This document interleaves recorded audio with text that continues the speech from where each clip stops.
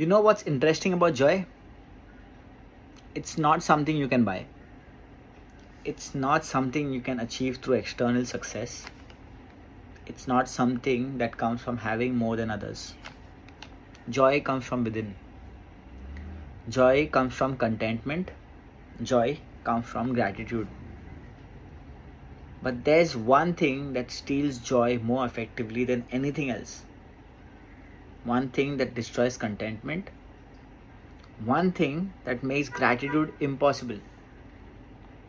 That thing is comparison. Comparison is the thief of joy.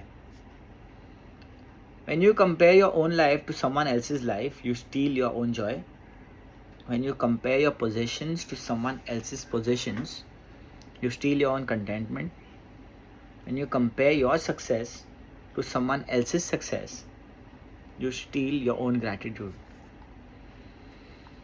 And in this age of social media, comparison has never been easier. You can compare your real life to someone else's highlight reel in seconds. You can compare your body to someone else's filtered body. You can compare your success to someone else's curated success. And every time you do, you steal a little bit more of your own joy. This is episode 29, and today we are talking about comparison, why it steals joy, and how to reclaim the contentment and gratitude that comparison has stolen from you. Let's go. Let me start with the psychology of comparison. Why do we compare? What triggers comparison? The truth is, comparison is natural. It's built into us. We are wired to compare. We compare ourselves to others to understand where we stand. We compare to figure out if we are good enough, if we are successful enough, if we are worthy enough. But comparison has a dark side. When you compare, you're not just assessing where you stand, you're assessing whether you're better or worse than others. And when you assess that you're worse, you feel inadequate. You feel like you're not good enough. You feel like you're failing. And that feeling steals your joy. Think about social media. You scroll through Instagram. You see someone's vacation photos. They are on a beach in Bali. The sunset is perfect. The photo is perfect. They look perfect. And you compare. You compare your life to their life. You compare your vacation to their vacation. You compare your body to their body. You compare your success to their success. And you feel inadequate.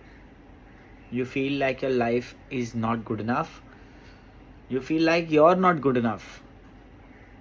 But here's the thing. What you're seeing is not their real life. What you're seeing is a highlight reel. It's the best moment of their life. Best moments of their life. Carefully curated and filtered. It's not reality.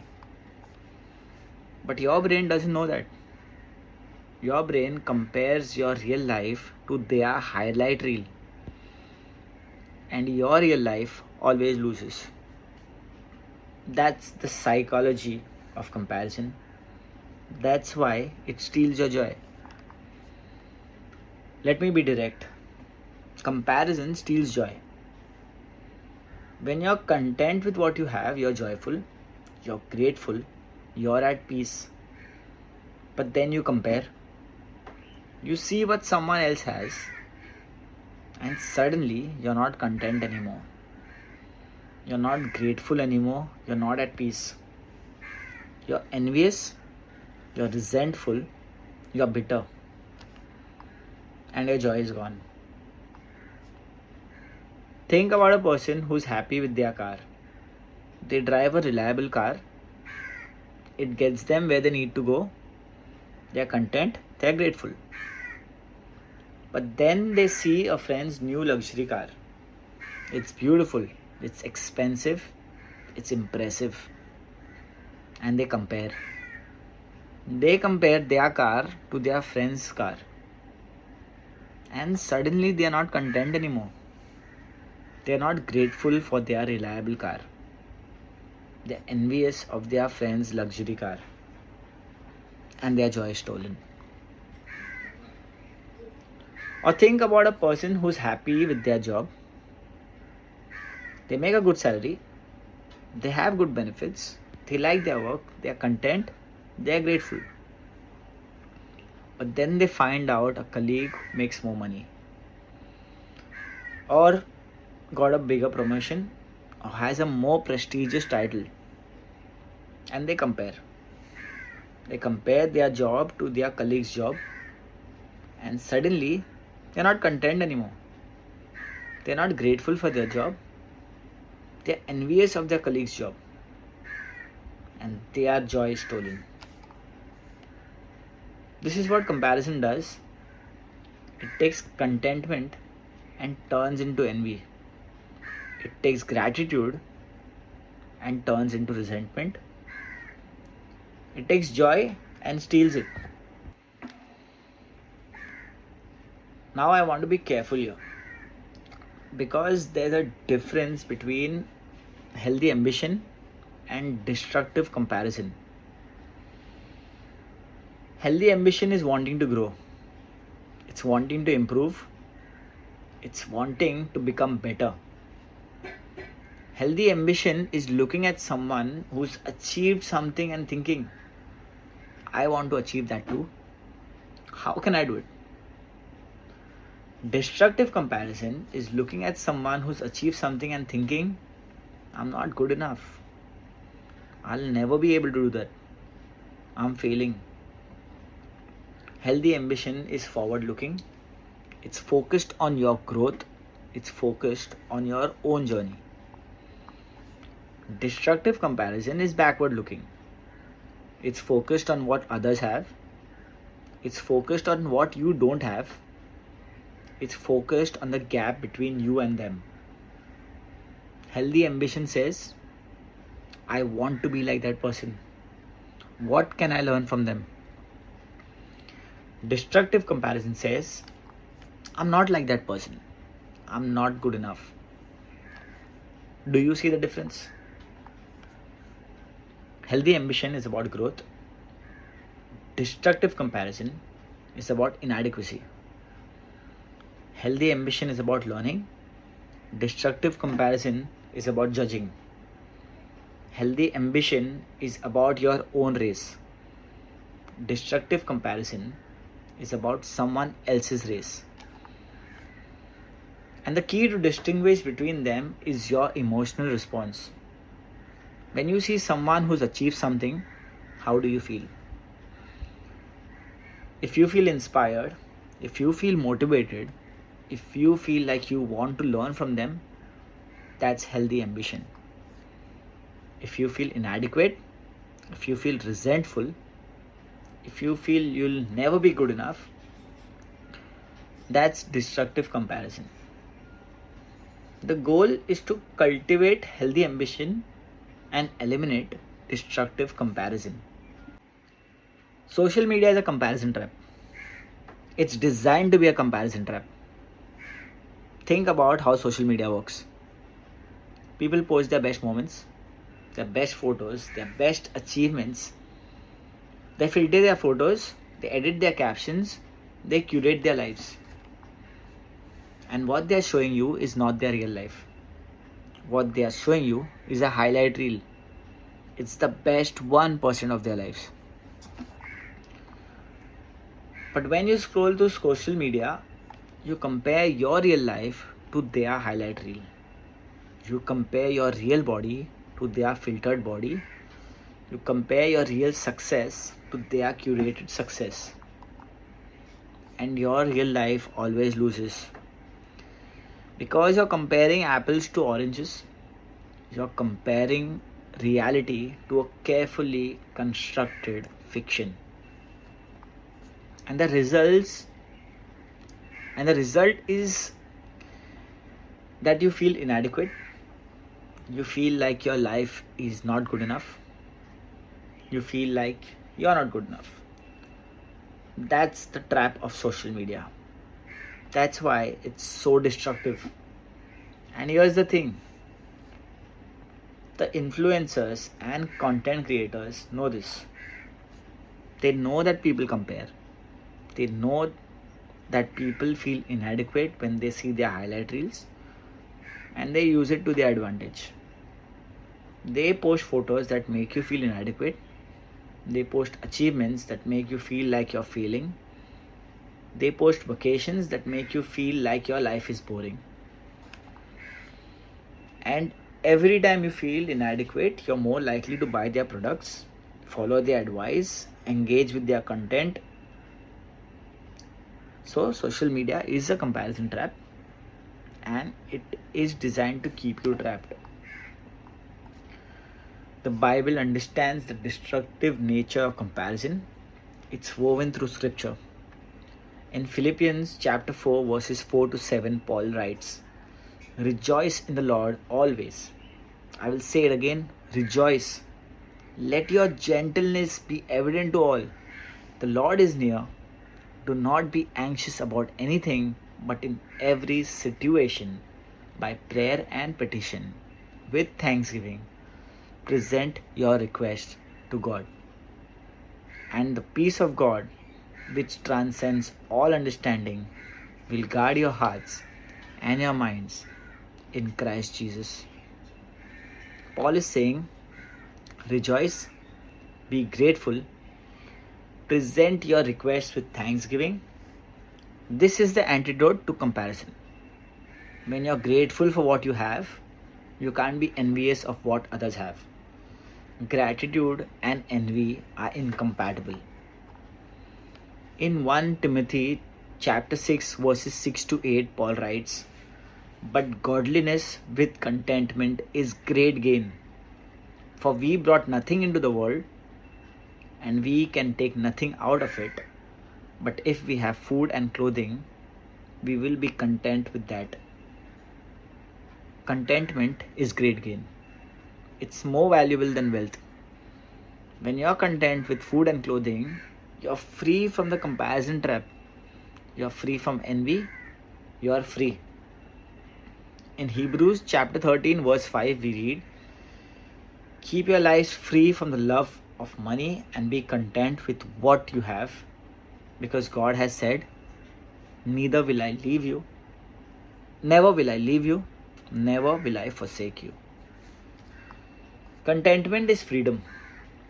When you're content, you're not enslaved by comparison. You're not enslaved by the desire for more. God is with you. That's enough. In Proverbs chapter 14 verse 30, we read, "A peaceful heart gives life to the body, but envy rots the bones." Envy destroys you from the inside. It rots your bones. Contentment gives life. Comparison steals life. This is the physical and spiritual reality of envy. In 2 Corinthians 10 verse 12, Paul writes, "We do not dare to classify or compare ourselves with some of those who are commending themselves. When they measure themselves by themselves and compare themselves with themselves, they are not wise." Paul is saying that comparison is unwise. When you compare yourself with others, you're not being wise. You're falling into a trap. In Galatians 5 verse 26, Paul says, "Let us not become conceited, provoking and envying each other." Comparison leads to conceit and envy. These are destructive. We should not provoke envy. We should not provoke or envy each other.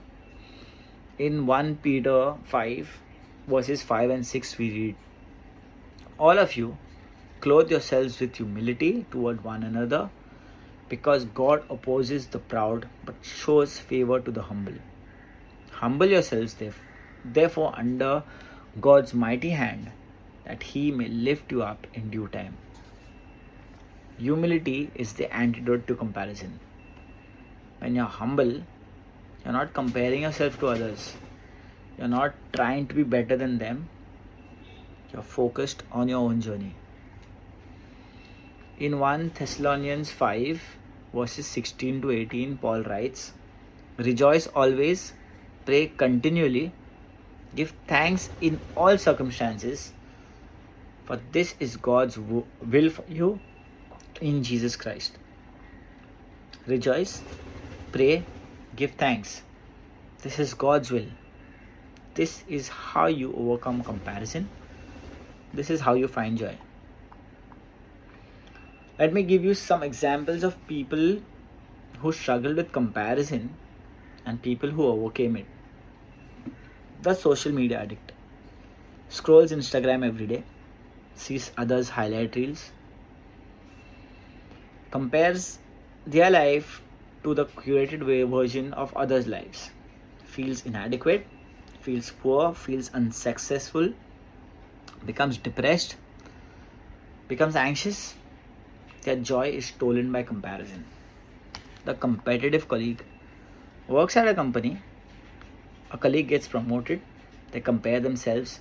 They feel like they're not good enough. They become bitter. They become resentful. They become toxic. Their joy is stolen by comparison. The influencer's follows an influencer, sees their perfect life, their perfect body, their perfect home, their perfect vacation, compares their own life, feels inadequate, feels poor, feels unsuccessful, becomes depressed. Their joy is stolen by comparison. The entrepreneur who stopped comparing, started a business, compared themselves to more successful entrepreneurs, felt discouraged, then realized they are on their own journey. They stopped caring, they focused on their own path. They built a successful business. They found joy.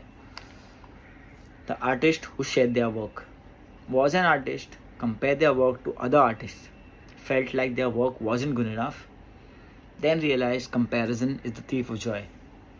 They stopped comparing. They started to share their work anyway. They found an audience. They found joy. The person who quit social media was addicted to social media, compared their life to others' highlight reels, felt inadequate, then quit social media, stopped the comparison, found peace, found joy, found contentment. Cain and Abel. In Genesis, Cain and Abel both made offerings to God. God was pleased with Abel's offering, but not with Cain's. Cain compared himself to Abel, became jealous, became angry, murdered Abel. Comparison led to the first murder in human history. Saul and David. Saul was the king. David was a young warrior. David defeated Goliath. The people praised David. Saul compared himself to David, became jealous, became obsessed with killing David. Comparison destroyed Saul's reign and his life. So how do you know when you're comparing? How do you identify it? Here are some signs. First, you feel inadequate. You feel like you're not good enough. You feel like you're failing. That's a sign you're comparing. Second, you feel envious. You want what someone else has. You resent them for having it. That's a sign you're comparing. Third, you feel resentful. You're bitter about your own situation. You're angry at others for their success. That's a sign you're comparing. Fourth, you're scrolling social media and feeling worse about yourself. You're seeing others' highlight reels and feeling like your life is boring or unsuccessful. That's a sign you're comparing. Fifth, you're constantly checking in on what others are doing. You're monitoring their progress. You're tracking their success. That's a sign you're comparing. When you notice the signs, pause. Stop. Recognize that you're comparing. Recognize that comparison is stealing your joy. So, how do you break the comparison habit? First, to become aware of it. Notice when you're comparing. Notice the feelings that come up. Notice how comparison makes you feel. Second, limit your exposure to comparison triggers. If social media is a trigger, limit your time on social media. If certain people are triggers, limit your time with them. If certain situations are triggers, avoid them. Third, practice gratitude. When you feel the urge to compare, instead list 3 things you're grateful for. This shifts your mind from what you don't have to what you do have. Fourth, practice humility. Remember that you don't know the full story of anyone else's life. You don't know their struggles. You don't know their pain. You only know their highlight reel. Fifth, focus on your own race. Remember that you're running your own race. You're not running someone else's race. You're not competing with someone else. You're running your own race at your own pace. Sixth, celebrate others' wins. Instead of comparing and feeling envious, celebrate others' wins.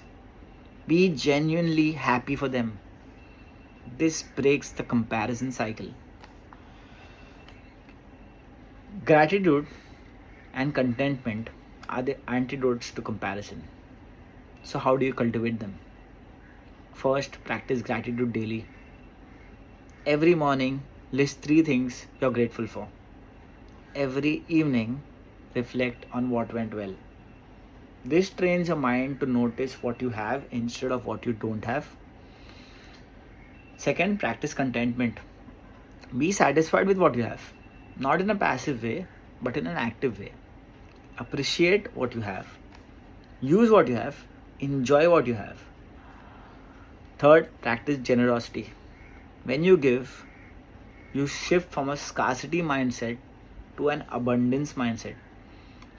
You shift from focusing on what you don't have to focusing on what you can give. Fourth, practice presence. Be present with what you have. Don't wish you were somewhere else. Don't wish you had something else. Be present with where you are and what you have. Fifth, practice prayer and meditation. Connect with something bigger than yourself. Connect with God. That puts your life in perspective. This reminds you that there's more to life than comparison. Now, I said earlier that there's a difference between healthy ambition and destructive comparison. So let me talk about how to use comparison as motivation instead of destruction. When you see someone who's achieved something you want to achieve, instead of feeling envious, feel inspired. Ask yourself, what can I learn from them? How did they do it? What steps did they take? Instead of comparing your current self to their current self, compare your current self to your past self. Are you better than you were a year ago, 2 years ago? That's the comparison that matters. Instead of focusing on the gap between you and them, focus on the progress you are making. Are you moving forward? Are you growing? That's what matters. Instead of comparing your beginning to their middle, compare your beginning to your own middle. You are at the beginning of your own journey. They might be in the middle of theirs. That's okay. You're on your own timeline. This is how you use comparison as motivation instead of destruction. This is how you transform destructive comparison into healthy ambition. Here's what most people don't understand. People who are content develop an invisible advantage. They develop peace. They're not stressed about what others have. They are not anxious about their own status. They are at peace. They develop joy. They are not envious of others. They are not resentful of their own situation. They are joyful. They develop freedom. They are not enslaved by desire for more. They are not enslaved by comparison. They are free. They develop resilience. When things go wrong, they don't compare themselves to others. They don't wonder why they're not as successful as someone else. They focus on what they can do next. They develop gratitude. They appreciate what they have. They celebrate others' wins. They're grateful for their own journey. And this invisible advantage compounds over time. Year after year, they're at peace. Year after year, they're joyful. Year after year, they're free. And the people who are constantly comparing, they're stressed, they're anxious, they're envious, they're resentful, they're enslaved. That's the invisible advantage of contentment. That's what compounds over time. So here's the truth. Comparison is the thief of joy. Every time you compare, you steal your own joy. Every time you compare, you steal your own contentment. Every time you compare, you steal your own gratitude. But you have the power to stop. You have the power to break the comparison habit. You have the power to reclaim your joy. How? By practicing gratitude, by practicing contentment, by practicing humility, by focusing on your own race, by celebrating others' wins, by using comparison as motivation instead of destruction. And when you do, something magical happens. Your joy comes back, your contentment comes back, your gratitude comes back. You realize that you have enough. You realize that you are enough. You realize that your life is enough. And that's when true joy begins. Comparison is a thief of joy, but you're the one who can stop it. You're the one who can reclaim your joy. You're the one who can choose contentment over comparison. That's the truth. That's the path to joy. This is built, not felt by the Rice Code. I'll see you all in the next one.